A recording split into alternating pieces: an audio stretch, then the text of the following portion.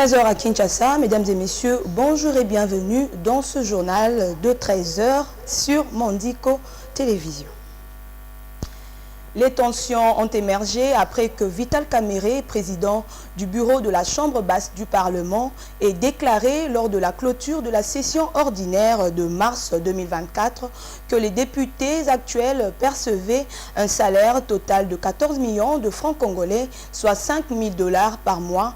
Martin Fayulu a catégoriquement rejeté cette affirmation comme étant trompeuse, soulignant que le montant cité par Kamerhe ne couvre que la rubrique des émoluments, excluant d'autres avantages substantiels tels que les avantages primes diverses et la réserve parlementaire.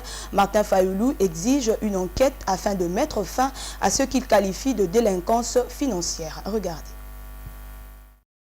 Lors de la clôture de la session parlementaire de mars le samedi à Kinshasa, Vital Kamerhe, président de l'Assemblée nationale, a annoncé que le salaire d'un député national s'élève à 14 millions de francs congolais, environ 5 000 $, tout avantage y compris. Cette affirmation suscite une vive controverse car elle semble s'éloigner considérablement de la réalité budgétaire. Selon la loi des finances 2024 en cours d'exécution, l'enveloppe globale dédiée à la rémunération annuelle des 500 députés nationaux est de 140 4 milliards de francs congolais, soit environ 50 000 $ au taux de 2 800 francs congolais pour $1. Cela signifie que le Trésor public décaisse chaque mois 4 179 180 000 $ pour les salaires des députés, ce qui correspond à une rémunération individuelle de 8 358 $. Par ailleurs, il est important de noter que les dépenses du Trésor public s'effectuent selon le taux budgétaire fixé actuellement à 2 500 francs congolais pour $1.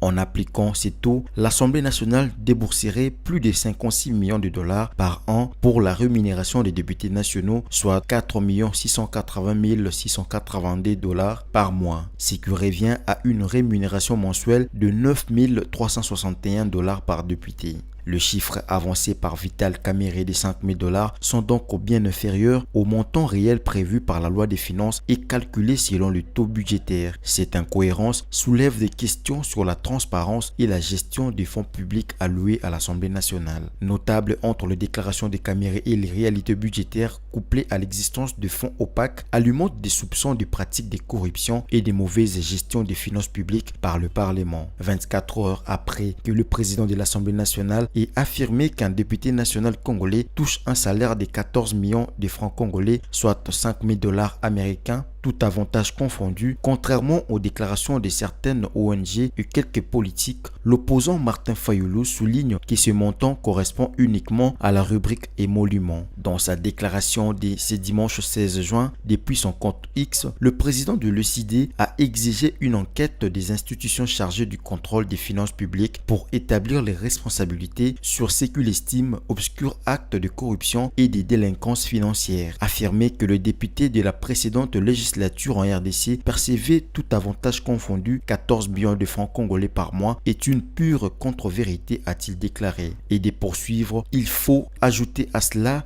les deux autres rubriques avantages, primes diverses et réserves parlementaires. Pour rappel, dans son discours de clôture de la session de mars, le président de la Chambre basse du Parlement, Vital Kamerhe, a tenu à clarifier l'opinion tant nationale qu'internationale sur les salaires d'un député national congolais dont le montant est de 14 millions de francs congolais, soit 5 000 $, tout avantage confondu.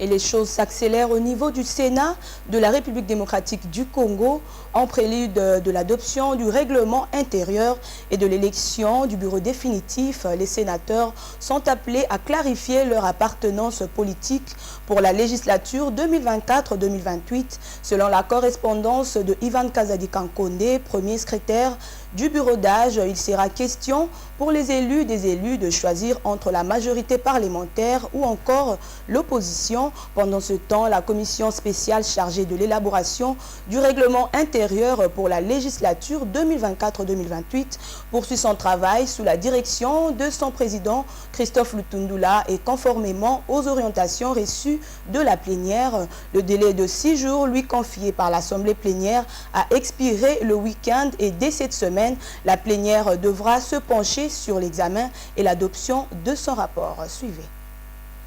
En prélude de l'adoption du règlement intérieur et de l'élection du bureau définitif, les sénateurs sont appelés à clarifier leur appartenance politique pour la législature 2024-2028. Selon la correspondance d'Ivan Kazadi-Kankonde, premier secrétaire du bureau d'âge, il sera question pour les élus de choisir entre la majorité parlementaire ou encore l'opposition. L'article 3 de la loi portant statut de l'opposition politique stipule que les partis politiques et les regroupements politiques dans les assemblées délibérantes font une déclaration d'appartenance à la majorité ou à l'opposition politique auprès du bureau respectif de l'Assemblée nationale, du Sénat, de l'Assemblée provinciale, de conseil de ville, municipal, des secteurs ou de chefferie. Pendant ces temps, la commission spéciale chargée de l'élaboration du règlement intérieur pour la législature 2024-2028 poursuit son travail sous la direction de son président Christophe Lutundula. Et conformément aux orientations reçues de la plénière,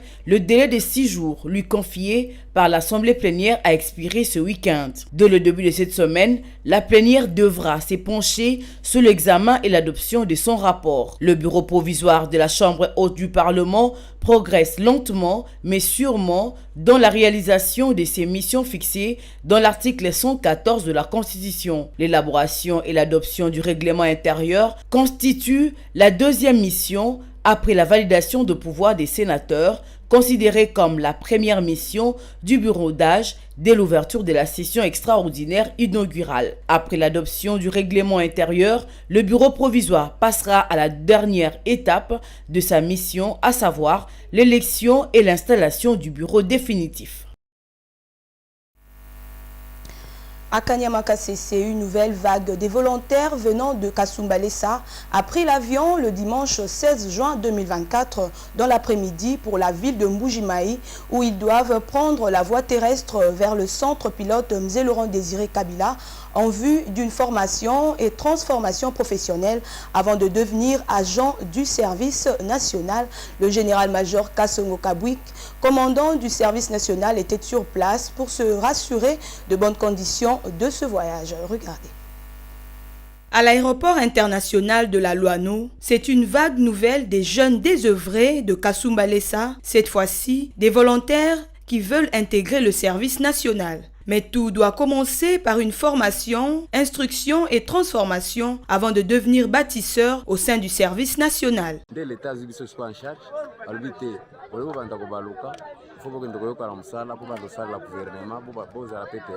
Ils n'ont pas peur, par contre confiants et fiers d'aller suivre cette formation. Moi-même, voir réellement s'il y a du métier et je veux aussi apprendre et travailler selon les informations que j'ai acquises de la part de ceux qui étaient partis avant nous.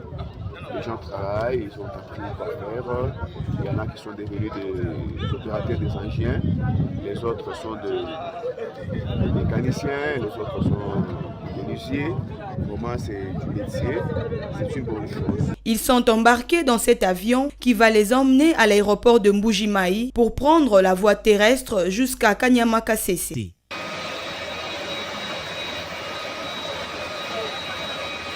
Depuis un certain temps, les jeunes manifestent eux-mêmes la volonté d'intégrer le service national et à travailler au service du développement de la RDC, vision du chef de l'État Félix-Antoine Tshisekedi, à laquelle travaille avec abnégation le général-major Jean-Pierre Kasongo Kabwik pour la promotion de l'emploi en investissant dans la jeunesse congolaise.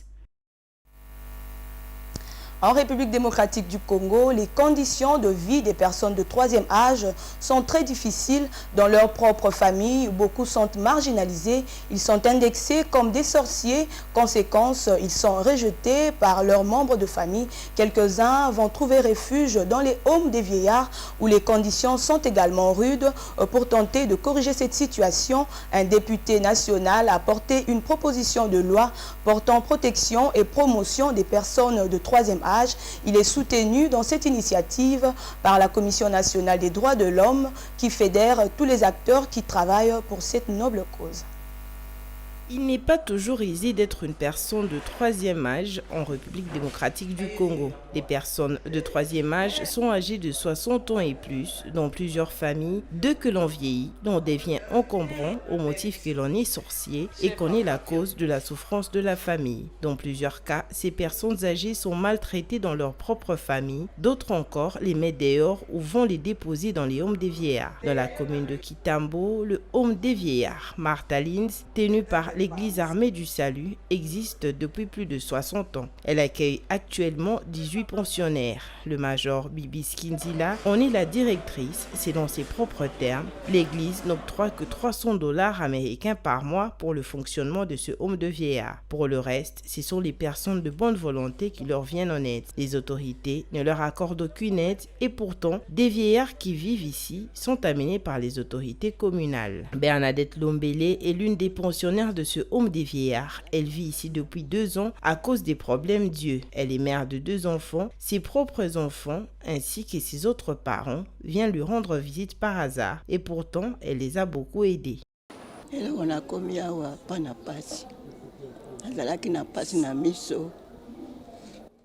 Je suis ici à cause de la souffrance. J'avais des problèmes d'yeux. Ma famille m'a abandonné à cause de la souffrance. C'est la mode à Kinshasa. Si tu as de moyens financiers, la famille s'attache à toi. Si tu en manques, on te fouille comme des chauves-souris. Même tes propres enfants te méprisent. Ils viennent irrégulièrement. Même mes propres frères et sœurs que j'ai élevés ne viennent pas me rendre visite.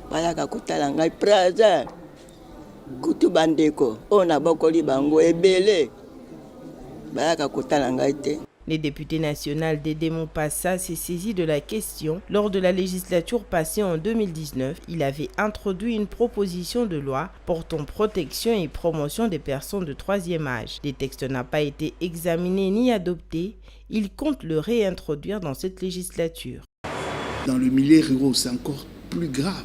On les traite de sorciers et ça même a entamé le milieu urbain. C'est des gens à perte de vue. Des fois, ils n'ont pas de maison car l'État ne loge plus des gens, malgré que c'est un engagement constitutionnel. Donc, ils se trouvent dans la rue, sans abri. C'est honteux.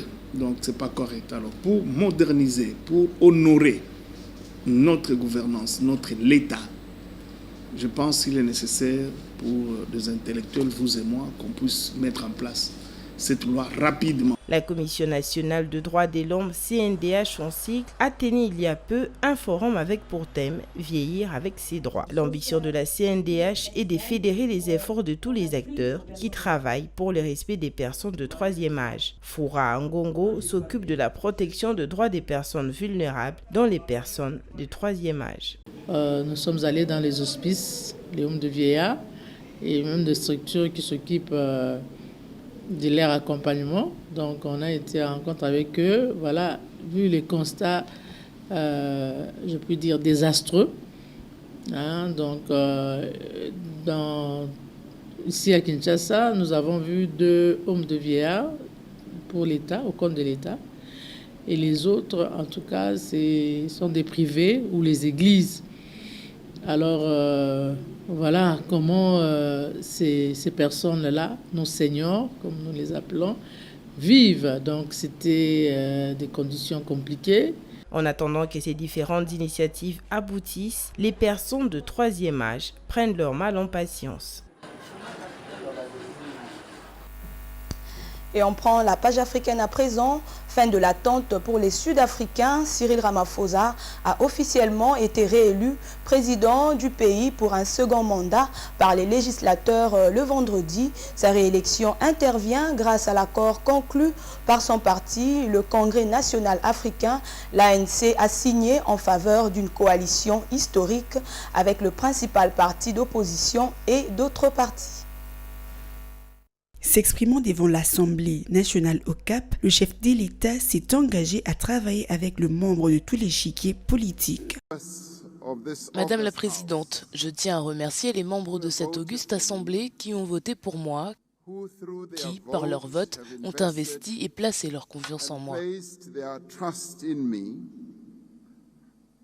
J'ai l'intention de travailler avec tous les membres et même avec ceux qui n'ont pas voté pour moi ou qui n'ont pas trouvé le moyen de voter pour moi.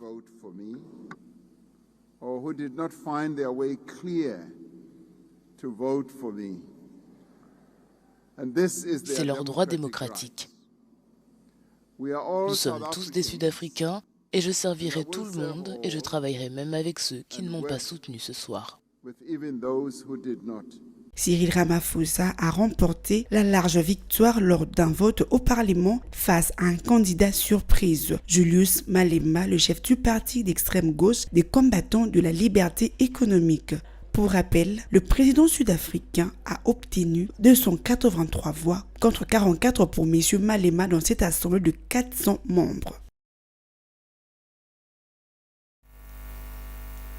Si beaucoup pensaient que sa carrière était derrière lui, Jacob Zuma a prouvé qu'il a encore des partisans prêts à le soutenir. L'ancien chef de l'État a obtenu 14,5% des voix lors des élections générales de mai dernier. Il se présente même comme une figure importante de l'opposition, appelant à l'annulation du scrutin et à la tenue de nouvelles élections.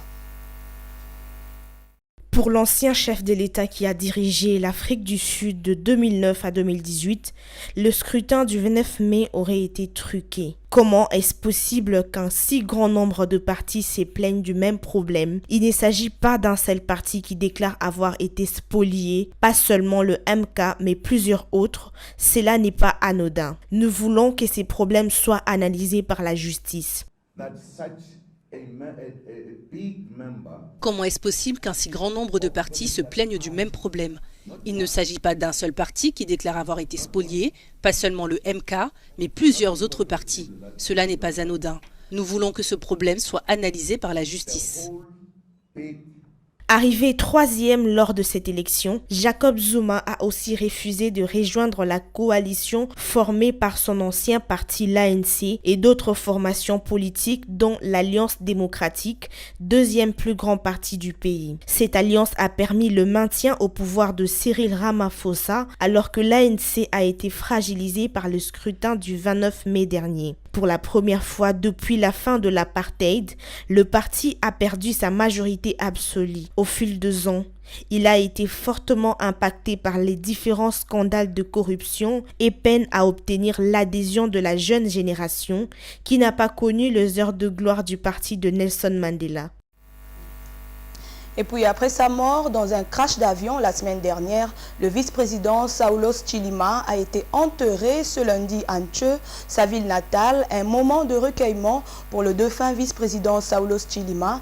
Des milliers de Malawites ont assisté à une cérémonie funéraire au Stade national pour lui rendre hommage alors que la journée a été déclarée fériée au Malawi. Diane Bonga nous fait le point. Son cercueil, drapé dans le drapeau malawite, a été amené par une garde d'honneur. Élu vice-président en 2014, Saulos Chilima, 51 ans, était très populaire, surtout parmi les jeunes. Son accident d'avion a coûté la vie à 8 autres personnes. L'appareil n'a pas pu atterrir à cause du mauvais temps avant de disparaître des radars. Le président Lazarus Chakwera a promis d'apporter des éclaircissements sur le cause du drame et a sollicité l'aide de gouvernements étrangers pour mener l'enquête.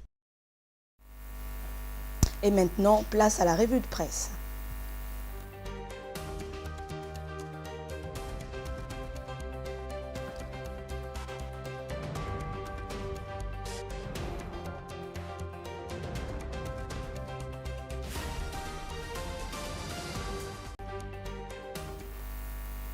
Diane Bonga, bienvenue. Merci. A présidé la première réunion du Conseil des ministres du gouvernement, Judith Soumino. Oui, la première réunion du Conseil des ministres du gouvernement souminois fait la une de journaux parus ce lundi 17 juin à Kinshasa et traite différents sujets. À ces sujets, le Phare titre en sa manchette que cette rencontre consacrée essentiellement à une prise de contact entre le président de la République et les membres de l'équipe souminois est intervenue 3 jours après l'investiture de ce gouvernement par l'Assemblée nationale le 12 juin courant. Au cours de ces conseils de ministres, note ces tabloïds, le chef de l'État a prononcé son discours d'orientation devant le nouveau membre de l'exécutif national. À cette occasion, indique ces portails, Félix Tshisekedi a félicité chacun d'eux et rappelé le grand défi qui attend cette équipe ainsi que l'obligation des résultats. Et parlant du gouvernement, feu vert pour légiférer pendant les vacances parlementaires.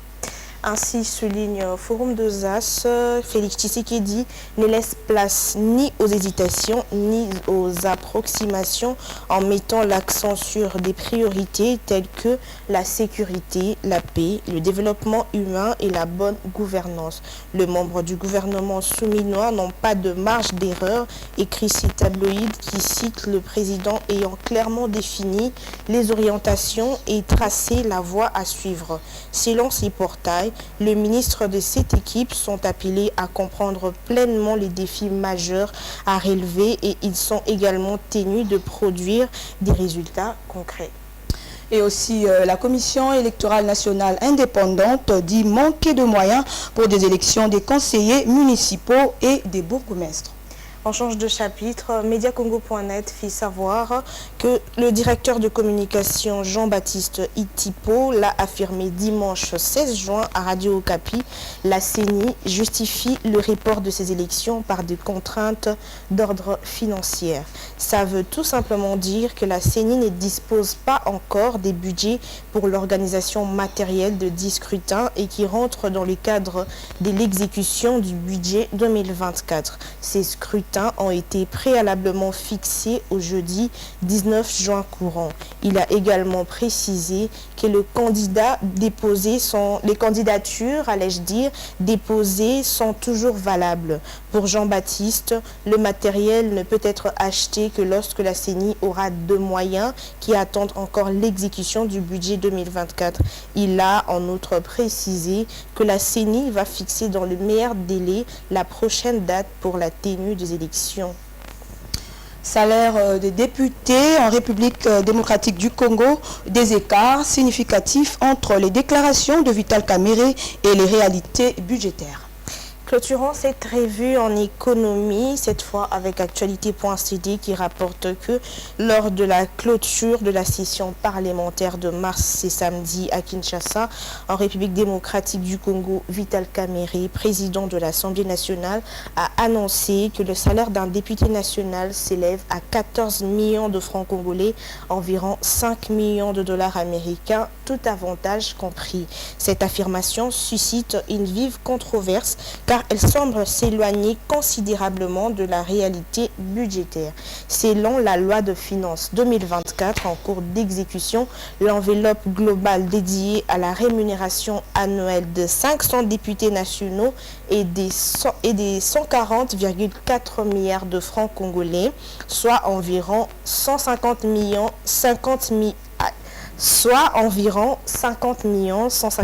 165 dollars au taux de 2800 francs congolais pour 1 dollar. Cela signifie que le trésor public décaisse chaque mois 4 179 180 dollars américains pour le salaire des députés, ce qui correspond à une rémunération individuelle de 8 358 dollars.